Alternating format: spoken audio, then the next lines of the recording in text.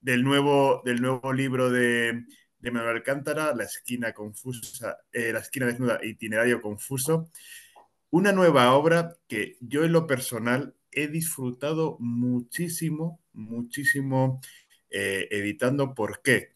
Son 147 artículos de unas 400, 500 palabras cada uno, publicados en un medio de comunicación de Salamanca, España, porque hay otra Salamanca en México también. Y he disfrutado mucho porque en muchos de estos artículos no solo he reconocido al propio profesor Alcántara, que por supuesto, sino que también me he reconocido en varios de ellos a mí mismo. ¿Y cómo ha sido posible esto? Pues yo fui alumno del máster en estudios latinoamericanos en la mención de comunicación durante pues, la promoción de 2011 a 2013. Y desde aquel momento, bueno, tuve como profesor, como uno de los profesores a Manuel Alcántara, y desde ese momento trabamos una relación profesor-alumno, una relación que ya prácticamente se ha convertido de amistad, y hemos podido pasear por diferentes puntos tanto de Europa como de América, en este caso, pues concretándolo un poco en París y en Ciudad de México, y muchas de las conversaciones que mantuvimos pues de una u otra manera están reflejadas en algunos de estos artículos.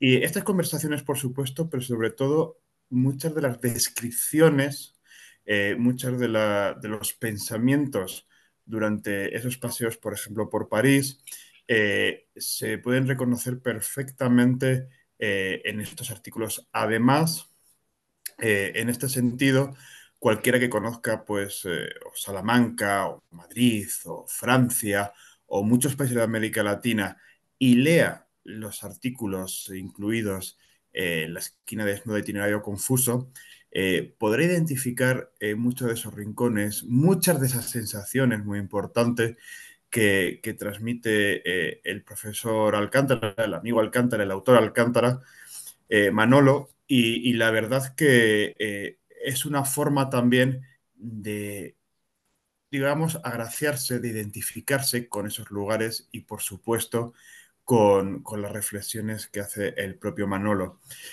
Al ser además relatos cortos, 400, 500 palabras, te permite pasar de un punto a otro del mundo, lo que también sirve, pues, digamos, no aburrirse en ningún momento. Y no quiero terminar mi alocución sin mencionar que la obra se encuentra dividida en dos grandes bloques: previo a la pandemia y durante la pandemia. Y justamente muchas de las reflexiones, sobre todo las correspondientes a la primera parte del segundo bloque de durante la pandemia, cuando tuvimos que recogernos, cuando tuvimos que recluirnos, muchos de nosotros en nuestros hogares, en nuestras viviendas, en nuestras casas, también permiten reflexionar e identificarse con los pensamientos del autor de La esquina desnuda, el itinerario confuso. Y la verdad que es un libro que, como decía, no aburre en ningún momento, tiene una escritura muy ágil, te permite entrar, salir, saltar de un artículo a otro, y la verdad es que es muy recomendable.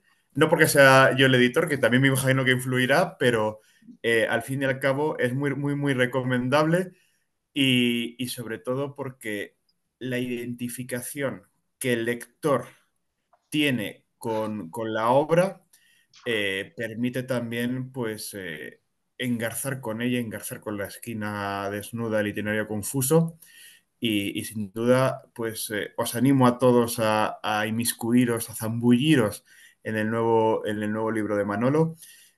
Quienes podáis pues lo podéis adquirir directamente en la presentación. Aquí ya entra mi parte comercial, no mi parte de editor. Y si no, pues en océanoatlánticoeditores.com lo podéis adquirir con total libertad, y en 2 días lo tenéis pues enviado en vuestra casa, sin duda con los parabienes del autor, del editor y de todos. Y sin más por mi parte, muchísimas gracias por permitirme estar entre vosotros en este miércoles. Y sin más por mi parte, pues paso el testigo al resto de invitados a la presentación de esta jornada.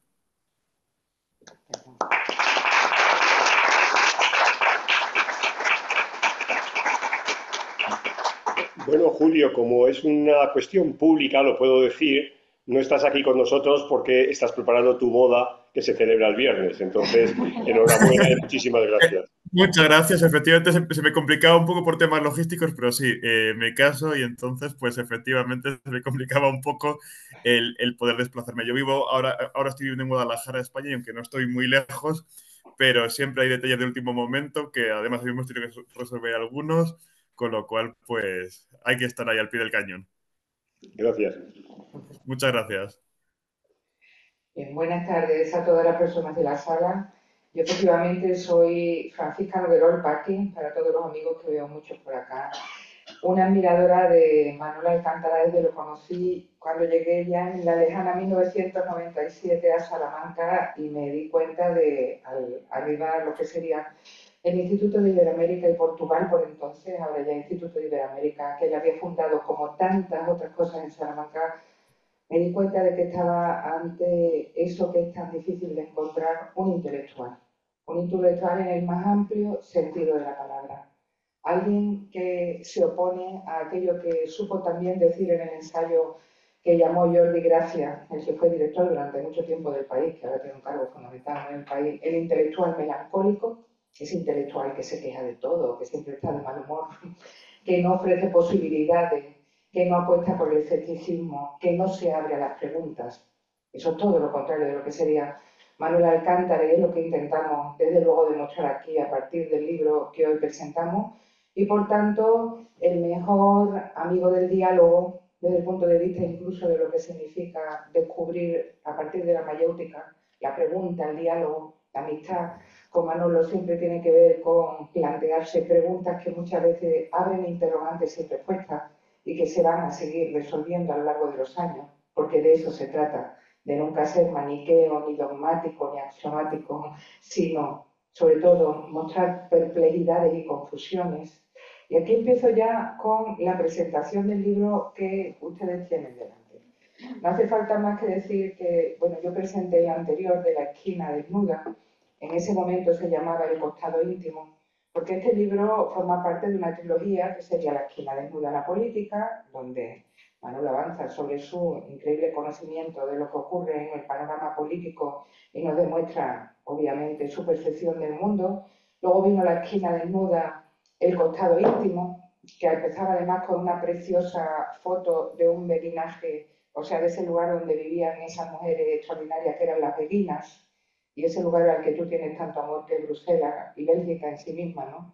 Las beguinas, unas mujeres que se parecen mucho a nuestro autor porque eran esas religiosas extrañas, cuasi laicas, que vivían en contemplación del mundo, pero al mismo tiempo participando activamente en la ayuda de los más desarrapados, de los pobres, y esa atención enfocada va a ser fundamental para entender la literatura tal y como la estamos desarrollando aquí de Manuel Alcántara.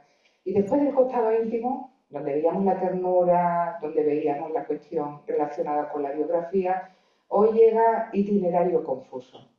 De nuevo La esquina desnuda. La esquina desnuda que además se ha convertido ya en un podcast, que yo te sigo. Me encanta que hagas podcast porque la voz ayuda a que esas cápsulas de energía le lleguen muchas veces a una cuando está trabajando por la mañana casi sin tiempo y dices, caray, sí. Igual que leer una página, leer en podcast una página de Manolo o escucharlo te da vitamina para el alma, para el espíritu, como queramos llamarlo, pero sí, sobre todo gasolina al intelecto. Y en Itinerario confuso vemos de nuevo a un autor a medio camino entre muchos géneros, pero todos son los géneros de la apertura, porque la hibridez es una de las marcas de la casa. Y fíjense que en este libro tan espléndidamente editado por Julio, enhorabuena Julio por tu boda, pero también por la buenísima edición realmente.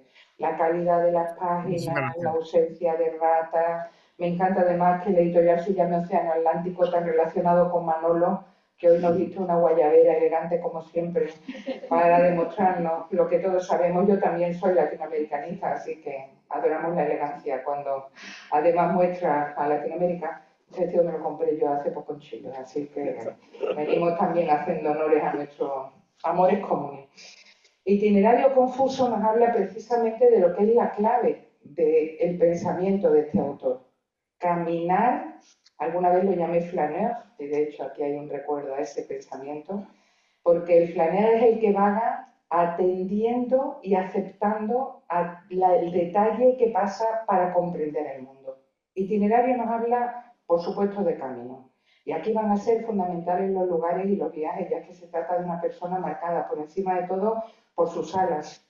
En uno de los ensayos ustedes van a poder leer hasta qué punto a las personas que les duele la espalda mucho tiene que ver porque le cortaron las alas de alguna manera simbólica. Y desde luego yo lo he identificado contigo, Manolo. Si quieres, luego hablamos de ese corte de alas que te obliga indefectiblemente a salir a un país o a un lugar diferente cuando menos te lo esperas.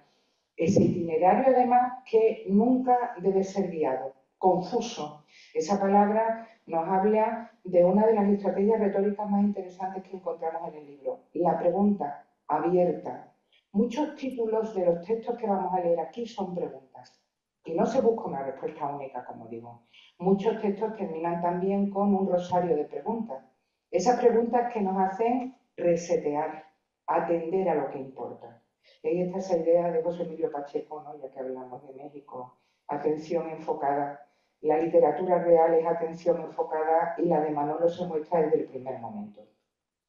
La esquina desnuda, muchos de ustedes lo saben, tiene que ver con el juego de las 4 esquinitas. Siempre hay una libre, tú lo has explicado perfectamente, y esa esquina que queda libre y que tiene una, vamos a decir así, vida efímera, si queremos divertirnos cuando somos pequeños, tenemos que cambiar continuamente de esquina, también nos permite percibir todo lo que está ocurriendo alrededor. Es por tanto una alegoría magnífica de lo que hace Manuel Alcántara a lo largo de su literatura. El itinerario confuso y con un laberinto en la portada. Aparte, también vamos a encontrar unos preciosos dibujos, símbolos mayas. ¿Has escogido tú los símbolos o los escogió Julio? Me ha encantado, me ha gustado mucho ver de pronto esos descansos que son esos símbolos preciosos que además como las páginas están tan limpiamente editadas ayudan a eso que se llama el reposo, ¿no? La reflexión, el descanso, que es tan importante en el texto.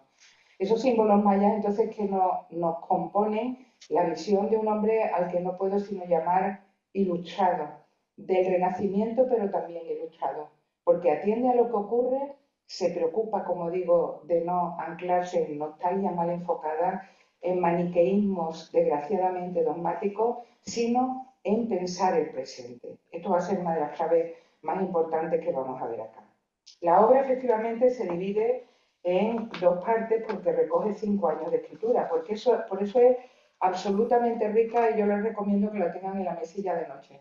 A mí que soy, la verdad, bastante cerril, me encantan las estructuras, me interesa también mucho lo que ha hecho Manolo desde el punto de vista de ir desde lo más íntimo, digamos así, los espacios de lo vivido, así se llama la primera parte, cuando habla del 17 al 19 de lo vivido, a luego lo visto, lo oído, lo leído, para seguir con los gestos, y ya en la segunda parte, donde se nos habla del confinamiento y después, correspondiente a los años 20 y 21, encontraremos los lugares que nos hicieron sorprendernos y pensar el mundo mientras nos encontrábamos encerrados en aquella pesadilla que desgraciadamente ahora no recordamos lo suficiente y que nos lleva a cometer los mismos errores, relatos, aspavientos y situaciones. Luego yo le he dicho a Manolo que podríamos iniciar una conversación si él quiere, si no, por supuesto que él hable, pero sí me interesaría destacar algunos hechos que encontramos en los títulos y que nos demuestran hasta qué punto se trata de una obra con ambición afortunadamente total. Dice el gran pensador Nicolás Bourdieu que el intelectual del siglo XXI solo puede ser radicante, esto es como una enredadera, y así titula uno de sus textos. Radicante porque intenta percibir el mundo precisamente acogiéndose a este momento tan absolutamente inestable en el que vivimos, desgraciadamente matizado por la idea de posverdad, que es una de las grandes preocupaciones de Manuel Alcántara, la idea de posverdad, cómo conocer en un mundo tan confuso, nunca mejor dicho. Y desde este planteamiento de la idea de la enredadera, Bourdieu se opone al rizoma posmoderno, a aquello que se vendió durante tanto tiempo de que el intelectual debía ser como una raíz subterránea que acogiera y relacionara todo, ¿no? Deleuze y Guattari, 1000 mesetas. Es una idea extraordinaria y que yo creo tiene mucho que ver con un pensamiento fuerte, el retorno a un pensamiento fuerte que en absoluto va a defender la debilidad, el narcisismo, el someterse al escrutinio de la voz de los otros y por eso replegarse. Manuel Alcántara nunca se repliega, ni en esta universidad afortunadamente, ni cada vez que desarrolla un juicio crítico, y desde ese planteamiento la verdad es que al leer Radicante pensé en ti en todo momento. Esa enredadera que se compromete con cada árbol, donde mantiene su identidad, pero está intentando manifestar el mundo. Dice también Bobbio que el radicante es por encima de todo un semionauta, o sea, alguien que va siempre descubriendo como detective signos, revelando signos, semionauta, el que navega entre signos. Y si ustedes leen esta obra como lo van a hacer o ya lo han hecho, verán que las alusiones visto, oído, leído, lo mismo vienen del cine. El cine es capital de Manuel Alcántara, tanto más que la literatura, tú lo reconoces en más de una ocasión, como lo que va leyendo en ese momento y activa su imaginación, como, y esto es fundamental, lo que va viendo. No en vano, dos partes fundamentales de la obra se llaman, por una parte, la primera, gestos, a partir de un gesto, a partir de una frase hecha, a partir de cómo camina una pareja, a partir de cómo una persona se encorva en un parque, podemos encontrar un sentido de la realidad, y la otra, aspavientos, que fíjese se corresponden en el sentido en que gestos habla de una búsqueda de verdad y aspavientos nos determina lo falsario de muchas de nuestras conductas, lo artificioso del mundo en el que vivimos. De hecho, lo peor que puede suceder en muchos casos son estos aspavientos que subrayan sin decir nada. Entre estos planteamientos se van a desarrollar, por tanto, los grandes textos de este autor, y en Vivido veremos sobre todo crónica. El tema fundamental va a ser el tiempo. ¿Qué significa crónica? Todos lo sabemos. Crónica es la reseña del tiempo efímero. No en vano el primer título es Epifanía, ese momento de deslumbramiento donde nos encontramos ante la realidad, ante el mundo. Y desde ese planteamiento, de nuevo, vamos hablando de la importancia que tiene el tiempo subjetivo frente a esas monotonías lineales que nos hacen aceptarlo todo, tragarlo todo. Contra esas monotonías se debate el texto y, de hecho, eso es lo que va a unir toda la primera parte, la dedicada a lo vivido. Después de la parte de la crónica viene muchísimo de lo que llamamos ensayo.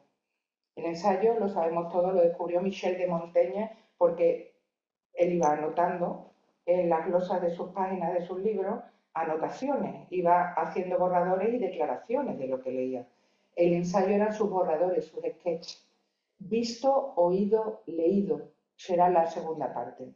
Y hay mucho más que el tiempo, vamos a ver, como digo, lo que se suscita a partir de un ejercicio absolutamente complejo, nunca pedante de transtextualidad a través del cine, el mejor, luego hablamos si quieres, de tus autores y demás, de la literatura, de lo que va ocurriendo, con una visión absolutamente plural, porque lo mismo vamos a ver a Yuval Noah Harari situado en Sapiens de Animales y Hombres, como a Javier María, como a cualquier película que puede ser última, pero también alguna película clásica o cuando se cerró el tan moderno, ¿no? Cuando tú hablas de este planteamiento. Lo que estamos viendo es una revisión del mundo de alguien que tiene la oportunidad, afortunadamente, de recoger, y por eso nos tenemos que dar las gracias por cómo ha sido este libro publicado, ha sabido recoger en escasos 3 o 4 párrafos, el primero para situar la meditación, porque se trata de reflexiones, el segundo para hacerla aterrizar, para concretarla, el tercero para abrirla a la pregunta general, así se sitúan la mayoría de los textos. En ese ejercicio al que le obliga un medio digital salmantino, vamos descubriendo a un intelectual de absoluto calibre. Y con ello, después de los gestos y después de los aspavientos, vendrá, así lo vemos al final, cuando nos acercamos ya a lo que ocurre, como tantos otros viajes vimos a partir de lo que ocurrió en la pandemia, pero en este caso de una manera siempre original, situaciones, lugares y relatos. No me quiero extender porque lo que ustedes quieren obviamente es escuchar a Manuel Alcántara, pero también quería de alguna manera rendirle homenaje a esta obra extraordinaria, sin duda literaria, por eso he hablado tanto de estrategias retóricas y de estructuras y de la importancia del ensayo. Yo tuve la suerte de hacer la tesis de Tito Monterroso, Augusto Monterroso, y eso me permitió colocarme en la línea pues, de los grandes ensayistas mexicanos y por ende luego latinoamericanos. Todos los que dijeron, importa el camino, como lo sabía Antonio Machado y León Felipe, poetas tan cercanos a Manuel Alcántara.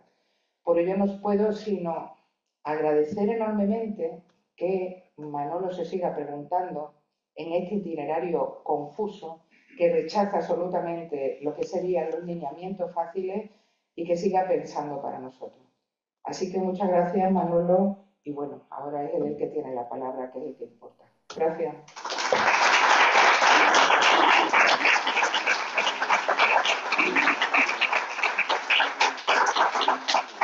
Bueno, muchísimas gracias, Paqui, y acepto ese tú a tú, ¿no? Lo que tú quieras. Sí, tenemos tiempo.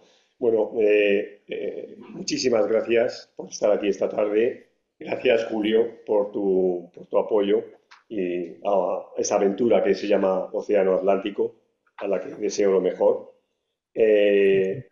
Gracias a una persona que no está aquí hoy, que fue mi anterior editor, al que, bueno, le debo que se publicaran los dos primeros mini volúmenes de esta trilogía y que, bueno, la pandemia, la falta de ganas o la pérdida de ilusión, etcétera, le marginó y bueno, se perdió esta oportunidad de que cerrara con él este ciclo, ¿no? que hoy se termina, ¿no? Es un ciclo, ya se ha dicho, que está muy vinculado con este medio digital salmantino en el que durante 8 años escribí de manera absolutamente, diría, comprometida semanalmente una columna, ¿no? Estas columnas quedaron ahí registradas, solo tenían una obligación y es que me impuse, y es que no debían pasar en primer momento de 400 palabras y en el segundo momento de 500 palabras. Por consiguiente, se trata de textos que en este caso son los de la segunda posición, es decir, en los que me dediqué a escribir 500 palabras, ¿no? Y como digo, con esta obligación que me di, que me auto impuse de escribir semanalmente, ¿no? Y se cierra con la pandemia, como tantas cosas, que es cuando se debería haber publicado, pero Jorge cerró y entonces apareció la figura de Julio y su gran bonomía y su sentido profesional de su trabajo, ¿no? Entonces, en ese sentido, es el fin de una etapa, ha sido el fin de un ciclo que coincide también con el fin de mi estancia en esta universidad. Este también es un acto de despedida. Y por eso también es especialmente entrañable por el significado del sitio. Fijaros que en un primer momento yo dije, no, es un libro que no es académico, posiblemente mejor hacerlo en otro sitio de la ciudad, pero estaban todos ocupados, ¿no? Los sitios donde busqué estaban ocupados y no podía ser. Entonces dije, bueno, pues Fonseca. Lo cual, pues también es algo muy simbólico, ¿no? Porque es el sitio, y comentaba a un colega mexicano que no tiene por qué conocer la historia de nuestra universidad y de los edificios, cómo esto se puso en marcha en la mitad de la primera década de este siglo, ¿no? Coincidiendo con una cumbre, precisamente una cumbre iberoamericana, este edificio, ¿no? Y cómo aquí vino a estar el Instituto de Iberoamérica, que bueno, no voy a contar nada de lo que los aquí presentes no sepáis. Y en cualquier caso, la venida del instituto aquí, la puesta en marcha del instituto con su biblioteca, con sus aulas, etcétera, pues es un lugar especialmente entrañable para mí, ¿no? Y ya digo, este también es un acto de homenaje, ¿no? Al instituto, a toda la gente. Muchas estáis aquí esta tarde y los que no han podido estar ya me lo han dicho. es un acto de homenaje también para todas estas personas que contribuyeron a mi formación, ¿no? A mi formación intelectual, mi formación como persona, y que esa experiencia pues está en estas páginas y no tanto, evidentemente, en los textos académicos. Yo tengo pensado para aquellas personas que no conozcan el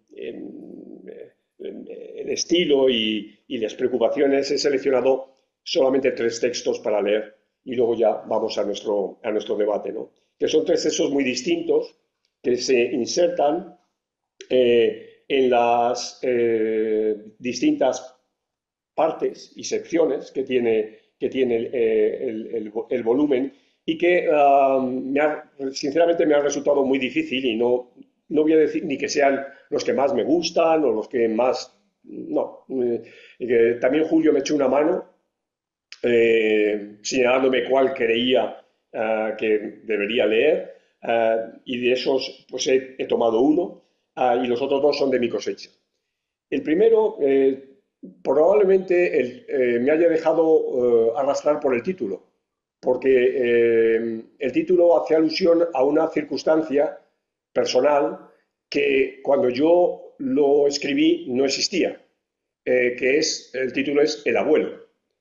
Cuando yo escribí este texto hace 6 o 7 años, bueno, no siempre se puede imaginar que puede llegar a ser abuelo, pero no lo imaginaba en ese momento. Pero ahora soy abuelo y no está escrito pensando en mí, aunque sí, aunque luego me di cuenta y digo, pues sí, de alguna manera estoy pensando en mí. Entonces se llama, como digo, El abuelo. El chico camina por la senda que bordea al río. Pasea a una perra vieja que anda sin agobio. No hay premura alguna, y el apacible final de la tarde introduce más quietud, si cabe, a la escena que divisamos a lo lejos, su abuelo y yo. Él ha sacado siempre solo a los perros, pero desde hace cierto tiempo abriga temor. Sabe que a estas alturas lo pueden tirar y no sería un buen negocio. Tuvo una caída hace 5 años cuando una noche salió a regar. Tardó en recuperarse varias semanas. Además, debió soportar la bronca que le dio su mujer a lo largo de mucho tiempo.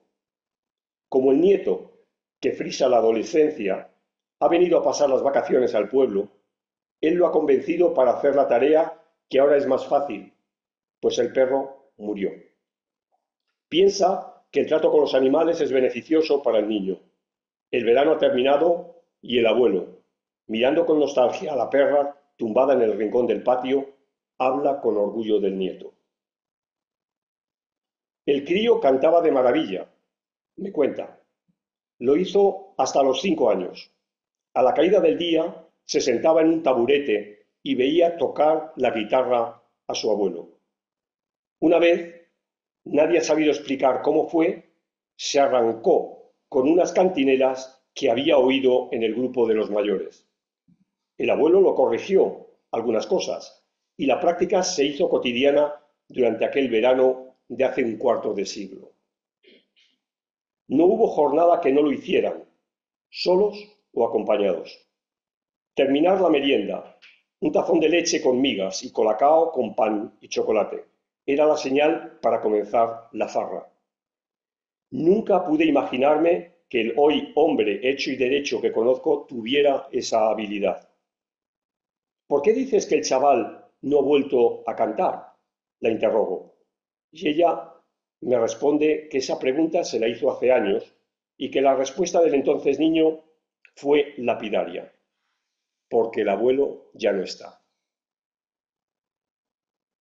El niño no entiende por qué el abuelo ha vuelto del hospital sin una pierna, pero intuye que las cosas pueden ser diferentes. ¿No podrá llevarlo a jugar a la casa de campo? ¿Estará cansado y antes de acostarse no le contará historias? ¿No lo llevará más al colegio? El abuelo ha pasado una mala racha y la embolia ha terminado gangrenando su pierna derecha que han debido amputarla. Ahora lleva muletas.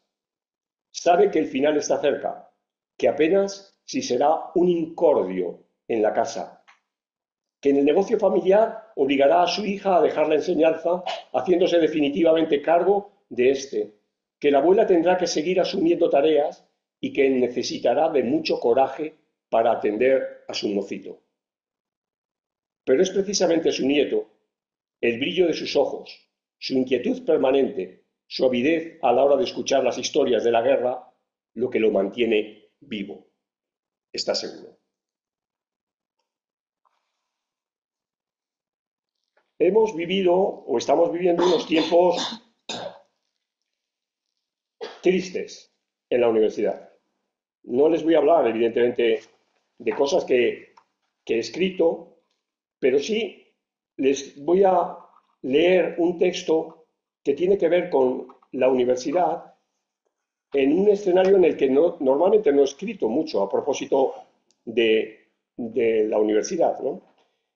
El título es La misión de la universidad. Hace 90 años, José Ortega y Gasset, esto está escrito en el año 2020, es importante por situarnos. Comienzo. Hace 90 años, José Ortega y Gasset escribió un breve ensayo con ese título, que azuzó a la indolente sociedad española. Uno de sus discípulos, Julián Marías, un cuarto de siglo más tarde, también redactó un opúsculo similar inspirado por su estancia en Estados Unidos. Ambos hacían patente la necesaria imbricación de la institución con el entorno en la que estaba inserta y se ponía el acento en la formación, la transmisión del conocimiento y la investigación. Estas ideas pilares se han ido recogiendo en los estatutos y en los planes estratégicos de las universidades, habiéndose ampliado a la transmisión crítica del saber, la innovación, la cooperación universitaria y la garantía de la dignidad personal, los derechos humanos, la no discriminación y el aumento de la calidad de la vida. Esta concepción humanista, científica y preñada de buenos propósitos en pro del rigor y de la excelencia que yo buscaba ansiosamente tras mis años en el erial universitario que era la Complutense en la década de 1970, se dio de bruces un par de lustros más tarde. Más concretamente, cuando en mi primera estancia en un campus estadounidense, un gran colega, contemplando a un grupo de estudiantes saliendo de la cafetería camino del polideportivo, me dijo: «Mira, esto es como un gran parque temático». La butad quedó allí, porque yo no hacía sino ensalzar la biblioteca de aquella universidad, pero reconozco que la he recordado muchas veces. La COVID-19 trastornó a la humanidad, con implicaciones de sobra conocidas en numerosos aspectos. La relación salud-economía ha dominado desde el inicio la agenda de las medidas a emprender. Las universidades se vieron inmersas en el mare magnum por ser instituciones que acogen a poblaciones numerosas de lugares dispares, alta movilidad, contactos físicos permanentes y edades promedio en torno a los 20 años. Además, algunas están ubicadas en ciudades con las que mantienen una estrecha relación de fuerte dependencia. Cerrarlas no es posible, pues supondría la ruina, dicen. Pero esa es una razón lícita que se debería vincular con la misión de la universidad. De manera que, si esta fuera la de fomentar la vida social, el consumo o proveer un clima solar, la tesis de mi amigo gringo se vería perfectamente reafirmada. Ello ha dado pie para que los responsables universitarios de Santiago, Granada o Salamanca hicieran causa común con las fuerzas vivas locales, poniendo de manifiesto cuál es, en última instancia, su idea de la misión que tiene su institución. El rector salmantino ha afirmado que, comillas, en la universidad los jóvenes conviven, aprenden de otras vivencias, comparten otras culturas, y eso no se puede sustituir por nada. Cierro comillas. ¿La universidad, me pregunto, no está para algo más que hacer vida social? ¿Por qué no enfatizar que si las clases se dan online, la universidad no se cierra? ¿No hay otros aspectos de su misión que está cumpliendo? ¿Lo relevante es que vengan consumidores estudiantiles para que llenen los bares y paguen los alquileres? Y ya la última es el último escrito del volumen, que tiene que ver con algo que ya ha dicho Paqui. Se titula Un año. Y es el último. Mi amigo George, quien echaba sobre sus espaldas una interesante vida viajera, me preguntó una vez en su casa de los alrededores de París si sabía los días que pasaba fuera, y en su caso si había contado el número de camas diferentes en que dormía. A bote pronto le contesté a lo primero que creía que se trataba de la mitad del año, mientras que no tenía ni idea de lo segundo. Entonces le prometí que llevaría la cuenta. De hecho, añadí que me vendría bien saberlo, porque no tenía claro dónde vivía ni qué significaba cabalmente eso de mi casa. Mi existencia ambulante se nutría de invitaciones por doquier para seminarios, conferencias, cursos, reuniones y eventualmente congresos. Excusas que arropaban un gusto irreprimible por el cambio permanente. Las visitas a gente cariñosa conocida. Los encuentros con colegas a quienes admiro o con discípulos que estimo. Así las cosas, anoté que en enero de 2020 dormí 16 días en Villagonzalo y el resto lo repartí entre Madrid, Lisboa, Hamburgo, Frankfurt y Santo Domingo. En febrero pasé 20 días en Medellín y los restantes en la Ciudad de México, Acapulco, Panamá y Bogotá. Para algunos una locura, un sinvivir. Para mí un modo de vida, una dulce querencia excéntrica de permanente movimiento. Un año después, durante los mismos meses, solamente he dejado de dormir en mi casa un único día que pasé en Palencia. 12 camas diferentes me acogieron entonces, mientras que en el mismo lapso ahora han sido 2. Mi inveterada vida zascandil, por consiguiente, sufrió una indudable conmoción de la que no obstante ni tengo queja, ni lo que quizá pudiera ser más preocupante, añoranza aparente. ¿Se trata de una estrategia inconsciente de acomodación ante el descalabro imprevisto? ¿Es una pose galante del vanidoso que reniega a perder la razón no solo de su existencia, sino de su supervivencia? ¿Qué significa un año? El tiempo siempre está en función de la experiencia acumulada y de las expectativas en cuanto a su prolongación. No importa que haya unidades que lo midan, fijándolo con precisión. Un año para alguien que tiene 2 décadas de vida no es igual que para quien cuenta con 80. La proporción que supone en lo vivido y la proyección que representa lo que probabilísticamente resta por vivir tienen la culpa de esa tropelía. Además, en la confrontación con la abrupta interrupción de la cadencia de la vida de cada uno, no hay responsables concretos. Hay víctimas, y sería un dislate contarme entre ellas. Parece que ahora solo resta asumir lo acontecido como la fatalidad de la que siempre escuchamos, pero que nunca nos atrevimos a confrontar ni siquiera como hipótesis. Por ello, al otro lado del gran ventanal, siento cómo pasan los días enredado en quehaceres nuevos, rutinas impensables, con un perro y una gata que quiebran la soledad, absorto en el movimiento impredecible de las nubes o de las aguas del río, que ahora sí sé que son como la vida misma.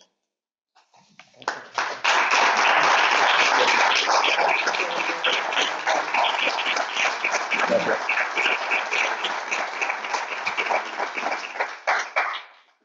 Yo te diría, hablamos 15 minutos para que luego puedan claro. comprar el libro y los firmen y demás. Vamos a empezar hablando solamente de algunos temas que realmente vertebran el texto y se muestran en tu trilogía. Tu gramsciano pesimismo de la inteligencia, pero optimismo de la voluntad, que me parece absolutamente significativo y que aquí lo veo más avanzado en cuanto a la idea de pesimismo. Vivimos tiempos duros, la idea de itinerario confuso lo dice, tus comentarios sobre lo peligroso de la identidad malentendida, que es un tema que realmente te agrede, la idea también de la posverdad cada vez más. Me gustaría escucharte esa reflexión sobre estos tiempos duros y cómo ves una posibilidad de salida en algunos textos a partir siempre de defender no nostalgia, sino futuro.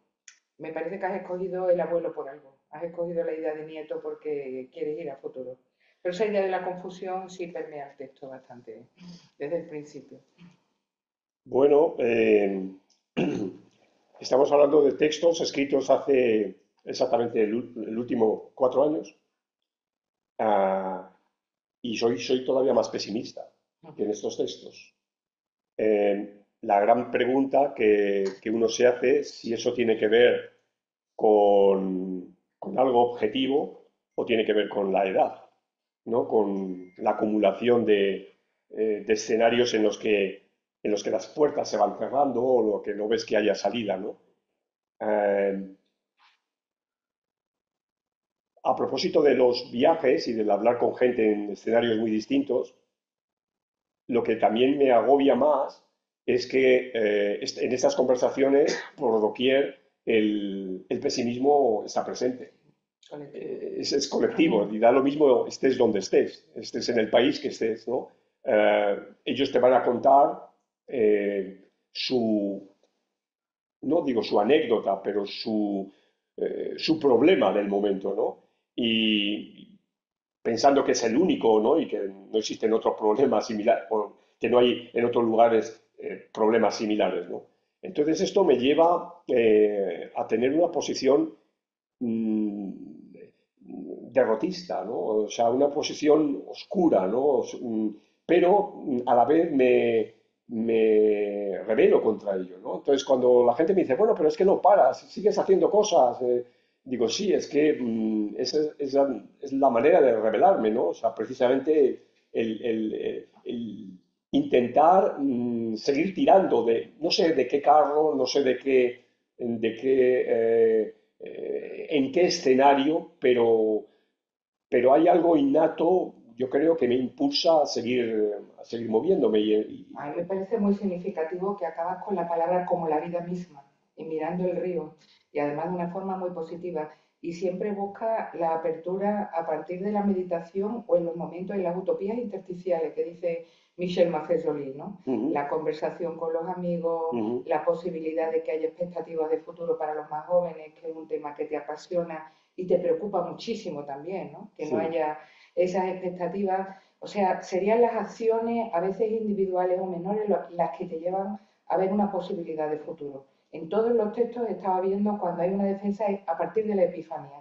Esos momentos donde una persona emprende la acción y dice, bueno, eso es la comunicación con el otro, la posibilidad de abrirse, estas estrategias menores son las que salvan. Pero sí, colectivamente veo que ves difícil el mundo y claro, como buen politólogo lo sabes también sí. desde el punto de vista de las grandes ideas, ¿no? Pero fíjate que has dicho una palabra que la voy a sacar un poco, bueno, no sé si de contexto, pero has dicho meditación. Uh -huh. Hay un coche aparcado, espero que siga aparcado, ahí en la puerta, del que he hecho una fotografía a propósito, que el coche pone Instituto Instituto de Tienes ahí. espera, sí, porque para no hablar, para no decir, porque me he quedado perplejo, ¿no? Porque venía también perplejo de otra cosa que también comentaré ahora mismo. Le ven a Eh, ustedes que siempre atienden a los detalles, son detalles muy pequeños y a partir no, de ahí viene la meditación a veces Instituto, Instituto Mindfulness. Instituto Mindfulness. Está la furgoneta ahí. Aquí está la evidencia. Instituto Mindfulness. O sea, está justo en la esquina de aquí, de Fonseca. Claro, yo dije, caray, no.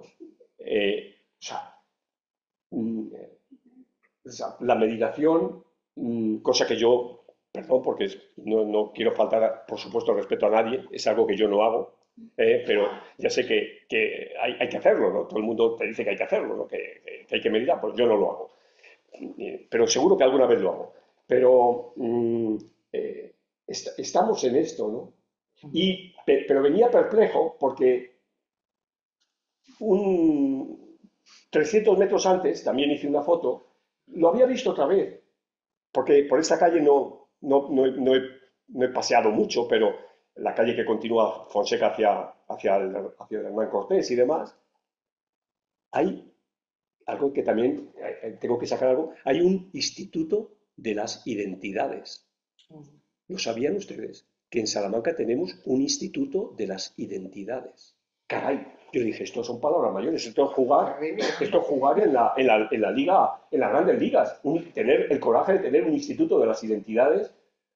Y claro, después, claro, ya me hizo dudar, pero bueno, porque pone Diputación de Salamanca. Bueno, yo digo, ¿quién será el director del Instituto de las Identidades? Ya me he quedado con esa cuestión. Neolengua que ahora hablamos. Hablamos una neolengua y hemos inventado, y tú lo demuestras muy bien en tu libro, porque tienes muchos textos dedicados a los fines de semana a 300 euros, a veces para hacer mindfulness. Exactamente. Cuando no meditas, cuando debes. Me encanta esas meditaciones sobre la neolengua. O lo de la identidad, que se ha convertido desgraciadamente en un cliché, cuando tanto peligro tiene a veces, si es mal interpretada. Pues de ahí viene. También me interesaba mucho que hablaras de las expresiones. Te interesa mucho la idea de ponerse el mundo por montera. Sí. ¿Cómo juegas continuamente, no? O de estas traducciones terribles con las que vamos siempre, ¿no? El inglés por delante. Cuando hablas del desdén, el del resentimiento, como filóloga, un disfrute de todos los textos que dedicas a meditar sobre las expresiones y demuestras hasta qué punto somos prisioneros. Y la gran mayoría de esas expresiones, voy por la calle y les oigo a alguien, ¿no? Que lo ha dicho. Y entonces me quedo con ello, ¿no? Eres el filólogo que hay en ti también. Sí, es cierto, sí. Yo creo que ahí está la filología. ¿Y la preparación de los textos cómo te venían? ¿Te venían siempre rápidamente o no? Porque, por ejemplo, el del abuelo me imagino que como tiene un retrato por detrás, como cuando haces a veces también, poquitos son los caricaturescos, pero tienes alguno en el que hace una caricatura como La pesadez de los leves. Eso supongo que te costaría más tiempo, más trabajo desarrollarlo porque están muy cerca del cuento, del relato. Tienen ese pozo de ternura que tú hablas también en el costado íntimo, frente a los otros que sean una meditación, ¿no? Que te vendrá de una vez. Me gustaría saber cómo es el proceso de desarrollar una crónica, un ensayo, algo que está más cerca del relato, o no lo has meditado tú. Sí. Hay dos vías, ¿no? Una vía es la de el paseo, ¿no? Que como bien sabemos, eso es fuente de ideas. Y ahí hay una buena parte. Y otra es esta situación que, bueno, la gente que está aquí presente y que escribe que estáis aquí, que sois maestros también en esto y que habéis sacado cosas, pues es el famoso síndrome de la página en blanco, ¿no? O sea, dices, tengo que escribir este semanal, ¿no? ¿Y sobre qué escribo hoy? Entonces estás en blanco y de pronto pues eso aparece el abuelo, porque te viene una imagen de algo o te viene solo de estás machacado por algo que has visto, una anécdota de la simplicidad de los leves o cómo es la pesadez de los leves, pues ese es de los pocos, bueno, siempre hay alguna persona muy concreta detrás, pero de los pocos que hay una persona definida perfectamente y esa persona tiene nombre y apellidos, es ese, porque acababa de vivir esa situación que cuento ahí en ese relato. Pero eres muy cortés, siempre van anónimo, un amigo, alguien que he conocido, está esa idea, porque claro, te interesa hablar de la condición humana. Sí, Nada de lo humano me es ajeno, e incluso muchas veces utilizas la autoderrisión para ti mismo. O sea, te metes en el saco de lo que Y has dicho algo muy divertido a propósito del anonimato, porque hay mucha gente que se cree que lo que estoy escribiendo son cosas que me han ocurrido a mí, y hay muchas veces que las invento. Hay muchas veces que las invento. Y me ocurrió, y eso lo puedo decir porque se trata de mi hermana, a propósito del texto de las alas y del dolor de espalda, me dijo mi hermana, dice, chico, yo no sabía que tenías un dolor de espalda tan fuerte. Te identifico contigo. Dije, no. Bueno, es que tiene que ver con el caminante. Tengo que pasar, son ya 5 minutos lo que me queda para que terminemos, por si quieren ustedes hacerle alguna pregunta, un comentario después de haber leído el texto, y si no vamos cerrando el evento. ¿Algún comentario?